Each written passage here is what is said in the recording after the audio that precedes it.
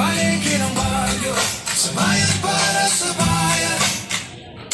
Hindi sa korporasyon, hindi sa ilan. Palengke ng Baguio, sa bayan para sa bayan.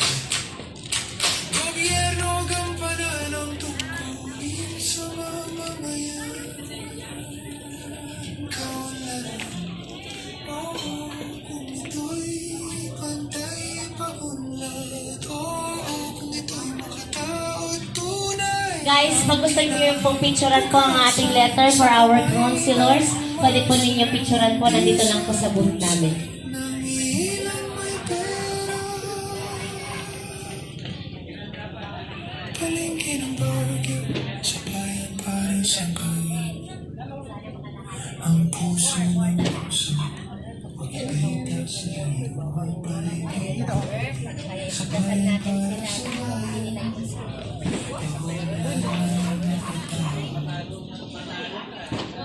Ito ang tunay na